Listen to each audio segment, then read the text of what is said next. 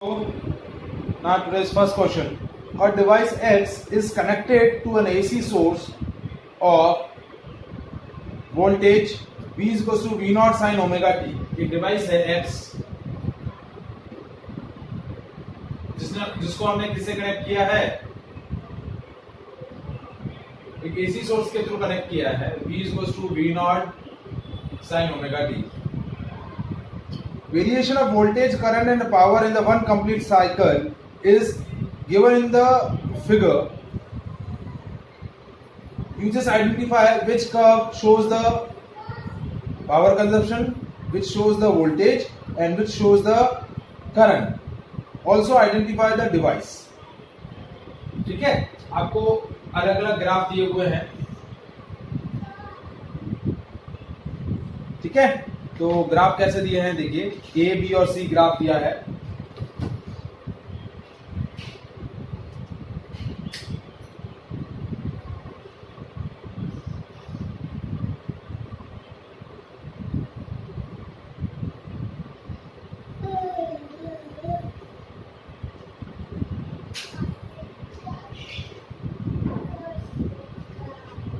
ये graph A है, ये आपका पाई बाय 2,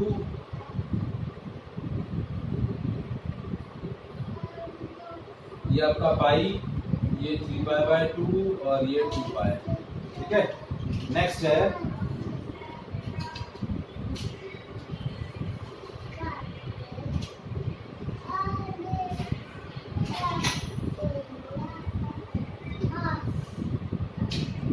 ये कर्व सी है, ये कर्व ए है और एक कर्व है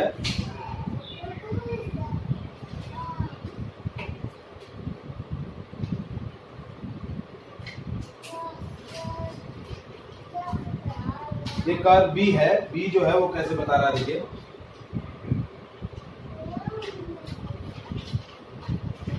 ये रेड कलर का जो कर्व है वो बी है. देखिए ब्लू कलर का जो कर्व है वो ए को रिप्रेजेंट कर रहा है, रेड कलर वाला जो बी है और ब्लैक कलर वाला कर्व जो है वो सी को रिप्रेजेंट कर रहा है. ठीक है, तो this is the variation of voltage, current and power in the one complete cycle. ये ओमेगा टी है और यहाँ जो फिजिकल क्वांटिटी है या तो वोल्टेज है या फिर करंट है या फिर पावर है. तो आपको बताना है कि कौन सा कर्व किस फिजिकल क्वांटिटी को रिप्रेजेंट कर रहा है और ये जो डिवाइस है वो डिवाइस कौन सी है. Identify device X and identify the curve. ए किसको रिप्रेजेंट कर रहा है, बी किसको रिप्रेजेंट कर रहा है और सी किसको रिप्रेजेंट कर रहा है.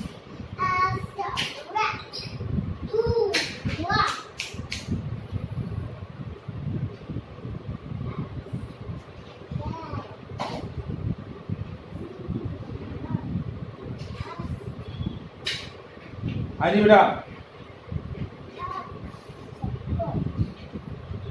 कौन सा ग्राफ किसको रिप्रेजेंट कर रहा है.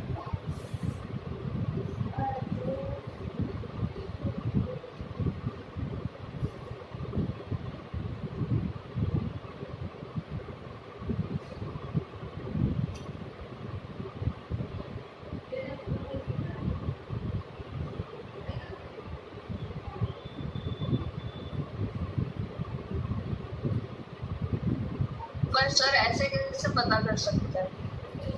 यही तो क्वेश्चन है, बोर्ड का क्वेश्चन है, 5 मार्कर क्वेश्चन है ये. This is the 5 marker question. ये बस इतना ही क्वेश्चन सर इसमें तो सिर्फ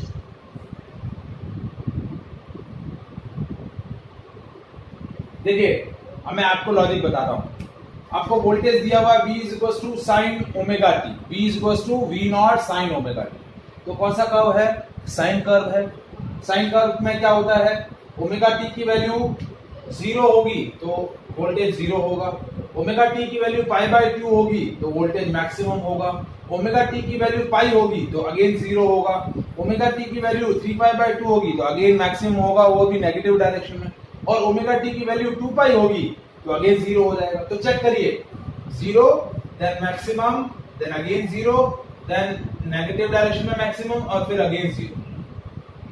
तो ये देखिए कर्व बी जो है वो किसको रिप्रेजेंट कर रहा है, वोल्टेज को. सर हाँ सर एक बार स्टार्टिंग से बता दीजिए। हाँ एक सेकंड। देखिए आपको ये तीन कर्व दे रखे हैं ए बी सी। अब ए बी सी में कौन सी कर्व किस फिजिकल क्वांटिटी का वेरिएशन रिप्रेजेंट कर रही है वो बतानी है। तीनों फिजिकल क्वांटिटी कौन कौन सी है? वोल्टेज, करंट और पावर। अब वोल्टेज का इक्वेशन आपको दिया हुआ है, V is to V naught sine omega t. Sine curve है, साइन कर्व आपको पता है कैसा होता है। सिंपल सा साइन कर्व आपको पता है कि भाई ये साइन कर्व है, ठीक है। ये वैल्यू 0 पर, ये पाई बाय 2 पर, ये पाई पर, ये 3 पाई बाय 2 पर और ये 2 पाई पर। तो भाई ये देखिए, ये 1, ये 2, 0 पर 0, पाई बाय 2 पर मैक्सिमम, पाई पर 0, 3 बाय 2 पर मैक्सिमम, नेगेटिव डायरेक्शन में 2 पाई पर 0। तो कर्व B जो है वो वोल्टेज को रिप्रेजेंट कर रहा है। किसको रिप्रेजेंट कर रहा है? वोल्टेज को। अब हमने जितने भी electric circuit, AC electric circuit discuss किए हैं, pure resistor, pure inductor, pure capacitor, ठीक है, या आरएल या आरसी या आरएलसी, उसके अंदर हमने क्या देखा है कि जो आपका वोल्टेज है और जो करंट है, they have same frequency, frequency same होगी।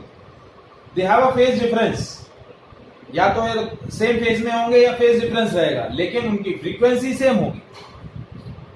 फ्रीक्वेंसी मतलब नंबर ऑफ ऑसिलेशन पर सेकेंड। तो देखिए अब यहां अब कर्व ए और कर्व सी बचा, कर्व ए और ये कर्व सी है। तो कर्व ए बचा और कर्व सी बचा। तो कर्व ए का देखिए, ये 0 से पाई, 0 से पाई में आधा साइकिल हुआ, आधे साइकिल में एक रिवॉल्यूशन पूरा कर रहा है। एक पूरा रिवॉल्यूशन हुआ 0 से 2 पाई, और 0 से 2 पाई में कितने साइकिल, कितने ऑसिलेशन कर रहा है? 2 ऑसिलेशन कर रहा है। 0 से 2 पाई के अंदर कितने ऑसिलेशन किए? 1 और ये 2।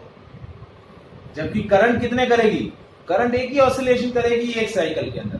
क्यों? क्योंकि वोल्टेज एक ही साइकिल में एक ही ऑसिलेशन पूरा कर रहा है। एक टी टाइम पीरियड में 2 पाई के अंदर कितने ऑसिलेशन पूरे करेगा? एक ही ऑसिलेशन। तो ये जो ए कर्व है वो करंट नहीं हो सकता, कर्व ए जो है वो करंट नहीं हो सकता।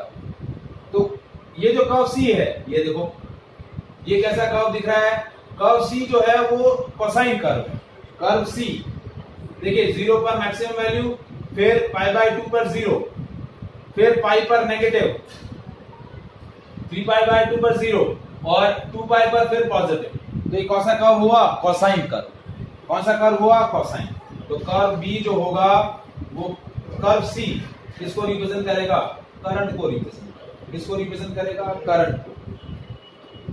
अब यहां देखिए, करंट और वोल्टेज सेम फेज में नहीं है, क्योंकि वोल्टेज जो है वो कोसाइन साइन कर्व है और करंट जो है वो कोसाइन कर्व है। तो फेज डिफरेंस है। अब फेज डिफरेंस है तो चेक करो कि या तो करंट लीड करेगी या लैग करेगी। करंट लीड कर रही है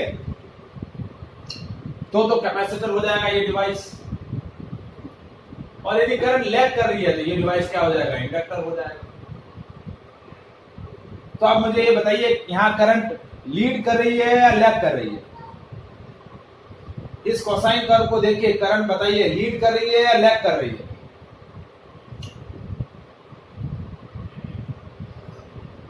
सर लैग हो रही है। लैग कैसे हो रही है? लीड कर रही है। देखो इस करंट को यदि मैं आगे बढ़ाऊं, यहाँ इस तरफ नेगेटिव डायरेक्शन में बढ़ाऊं, तो जब आपका वोल्टेज, सर अगर आप वो देखो, कहां देखें? सर अगर आप ये वाली साइड देखें तो वो तो मतलब डिक्रीजिंग हो रही है। कहां डिक्रीजिंग? देखो यहाँ डिक्रीजिंग हो रही है, यहाँ डिक्रीजिंग हो रही है, यहाँ इंक्रीजिंग हो रही है। मतलब यहाँ इसकी मैक्सिमम वैल्यू आ गई है, उसके बाद अब 0 की तरफ जा रही है, जबकि ये तो अभी अपनी मैक्सिमम वैल्यू की तरफ जा रहा है। वोल्टेज क्या कर रहा है? 0 से मैक्सिमम की तरफ जा रहा है, जबकि ये क्या हो रहा है? मैक्सिमम से 0 की तरफ जा रहा है। क्या जा रहा है? मैक्सिमम से 0 की तरफ जा रहा है। पर सर ग्राफ तो यही है ना, तो फिर वो हम कैसे इमेजिन करेंगे? अरे नहीं, अरे बात वही तो है। देखो यदि आपका यहाँ इंडक्टर होता ना तो ग्राफ यहाँ से शुरू होता। इंडक्टर होता है ना तो नेगेटिव डायरेक्शन से शुरू होती करंट, तो वहां फिर हम आईडी क्या लगाएंगे कि करंट लैग कर रही है। करंट लैग नीचे से शुरू होता है। देखिए कोसाइन कर्व नीचे से शुरू होगा। याद रखो ये चीजें, ये छोटे छोटे पॉइंट है लेकिन याद रखने हैं ये। यदि देखिए करंट और वोल्टेज का दोनों का साइन कर्व है तो वोल्टेज और करंट सेम फेज में है। करंट का कोसाइन कर्व है और वोल्टेज का साइन कर्व है, मतलब करंट और वोल्टेज के बीच में फेज डिफरेंस है। फेज डिफरेंस है तो या तो कैपेसिटर होगा या फिर इंडक्टर होगा। ठीक है। अब यदि कोसाइन कर्व +1 से शुरू हो रहा है, पॉजिटिव डायरेक्शन से शुरू हो रहा है, तो ये होगा कैपेसिटर, और नेगेटिव डायरेक्शन से शुरू होता है तो ये होगा इंडक्टर। तो डिवाइस हो गई आपकी कैपेसिटर। अब बचा कर्व कर्व ए। कर्व ए किसका है? पावर का। किसका है? पावर का। क्यों? हमेशा ध्यान रखिएगा कि जो पावर की जो फ्रीक्वेंसी होती है वो वोल्टेज और करंट की फ्रीक्वेंसी से हमेशा डबल होती है। सर हाँ सर मुझे आपकी आवाज नहीं आ रही। एक सेकेंड। मान्य आ रही है आपको आवाज? हाँ फर्स्ट क्वेश्चन देखिए।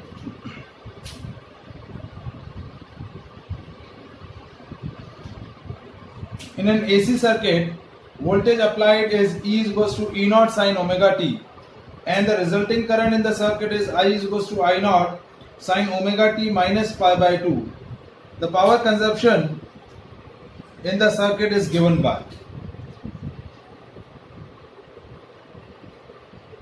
E is equals to AC voltage है, E is equals to E naught sin omega t। ये वोल्टेज आपको दे रखा है, ठीक है, एसी सर्किट के अंदर अप्लाइड वोल्टेज, और रिजल्टेंट करंट है I is equals to I naught sin omega t minus pi by 2। ये आपकी करंट है। तो आपको पूछा है एवरेज पावर कंजप्शन कितना होगा सर्किट के अंदर। ऑप्शन दिए हैं √2 E naught I naught। Option B आपको दिया हुआ है E naught I naught by √2। Option C दिया हुआ है 0,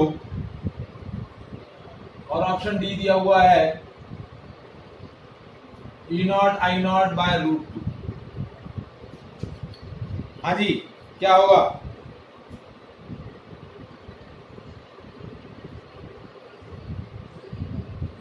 E और I की वैल्यू दे रखी है। E is equals to E naught sin omega t and I is equals to I naught sin omega t minus pi by 2।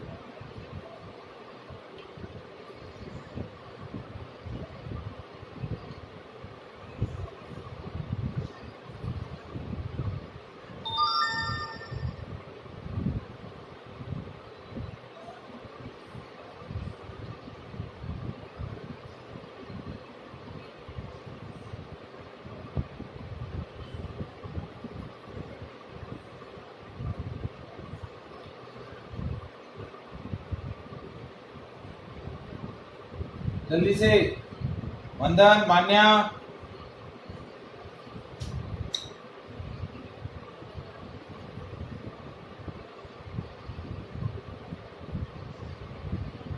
Sir D है? हाँ हाँ, बी तो नहीं होगा।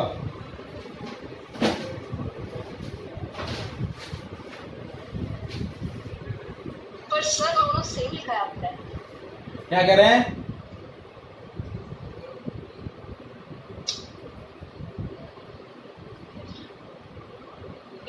ई और डी और बी और डी सेम ही लिखा है। अरे हाँ ये ले लो, हाँ चलो। सर हाँ बस ठीक है। अभी बी और डी दोनों सेम है, चेंज कर दिया मैंने।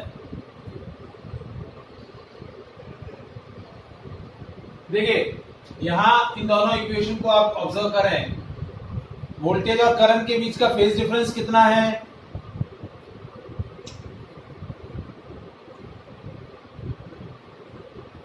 वोल्टेज और करंट के बीच का फेज डिफरेंस कितना है बेटा? Pi by 2। करंट जो है वो वोल्टेज से π/2 लैग कर रही है, और जब भी आपका फेज डिफरेंस π/2 होगा करंट और वोल्टेज के बीच में, तो आपकी एवरेज पावर सर्किट के अंदर क्या रहेगी? 0। आप चाहें तो इंस्टेंटेनियस पावर कैलकुलेट कर लें, फिर उनका एवरेज निकालें, तो एवरेज पूरा कैलकुलेशन करेंगे तो 0 ही आएगा। इसको ऐसे कर सकते हैं, P average is equal to E not I not bye 2 cos phi।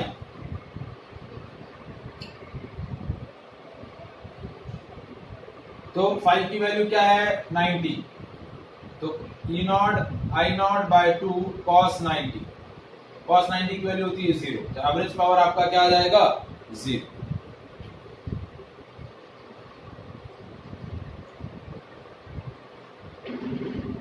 Is it clear?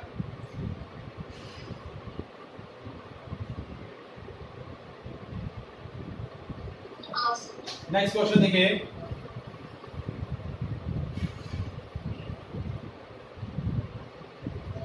Arya bar bar cut क्यों हो रही है?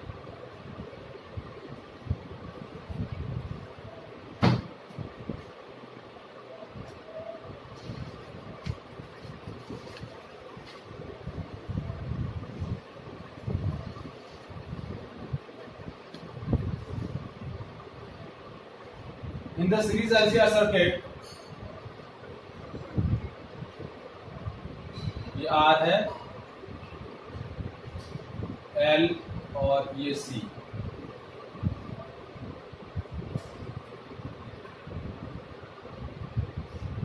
R दिया है आपको 50 ओम, L और C की वैल्यू नहीं दे रखी है। इसके अक्रॉस वोल्टेज आपको दिया हुआ है 200 वोल्ट, इसके अक्रॉस वोल्टेज दिया है आपको 200 वोल्ट, ठीक है। इसके अक्रॉस वोल्टेज दिया है V, और ये है 100 volt and 50 hertz. Total source voltage है 100 वोल्ट एंड 50 हर्ट्ज। आपको आंसर बताना है what will be the value of V, L and C।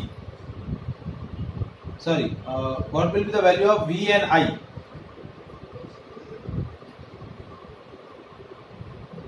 V और I की वैल्यू क्या होगी? ऑप्शन ए दिया है, V की वैल्यू है 250 वोल्ट एंड करंट है 4 एम्पियर। B है ऑप्शन 150 वोल्ट एंड 2 एम्पियर।